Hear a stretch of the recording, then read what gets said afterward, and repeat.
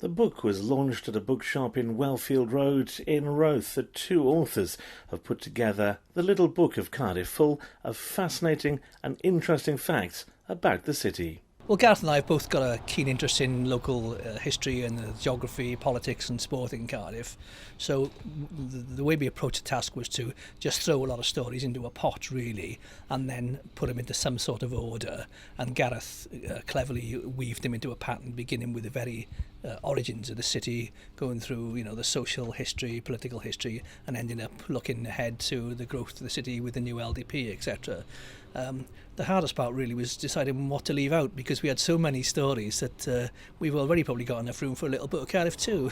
Because Cardiff has changed so much, there must be so many different things, and things that people have forgotten, don't remember. Well, hopefully we've been able to reflect that in the book. Gareth has gone into a lot of detail about the very origins and history of the city, and we talk about Brains Beer and the docks and the steelworks.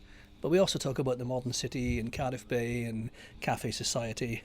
But we never miss an excuse to hark back to some of the quirky anecdotes about the city as well. It was pretty interesting reading the old stories about Cardiff, old pubs, old night spots, things which have recently vanished or vanished a long time ago. It was quite interesting dredging it all up, sometimes from our own memories and sometimes from the memories of other people and other printed sources.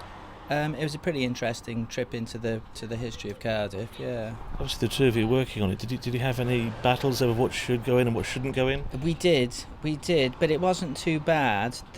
There was such an immense amount of material that we gathered together. This is my fault, because I was kind of in charge of the word length, and it kind of got out of control. And when I did the word counts at the end, I realised we'd done actually twice as much as would fit the book.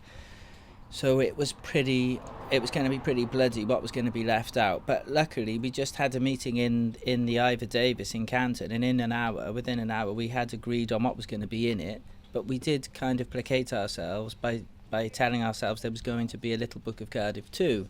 So hopefully the publishers will agree, and if enough people buy this one, maybe there will be, and all the stuff that got left over will be in Little Book of Cardiff too. But I think in reality these kind of books, you could end up doing 4 or 5 of them. Well, we were speaking just off camera a couple of minutes ago about baseball.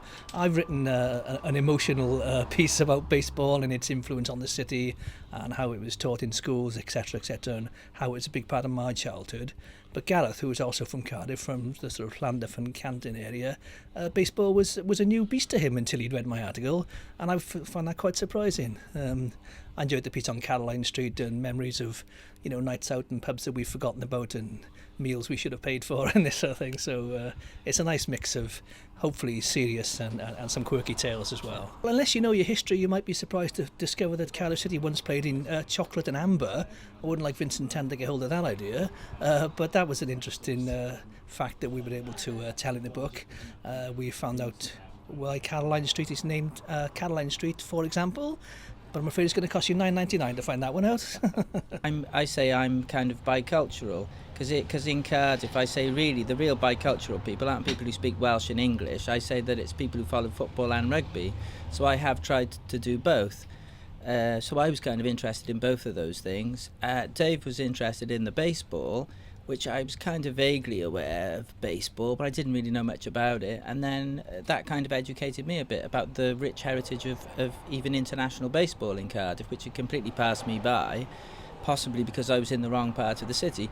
Because there's another interesting thing. Dave is from east of the River Taff, I'm from west of the River Taff, and they are two slightly different cultures. The one which a lot of people have mentioned is this odd story of the swastika being flown above the City Hall in 1938, which is a bit of a strange story. That's kind of captured quite a lot of people's imagination. It's described in some detail how it came about, but I'm not sure how many swastikas were in the cupboard at City Hall and why they had a cupboard evidently full of swastikas. That must remain a mystery. Even our own diligent research couldn't resolve that one.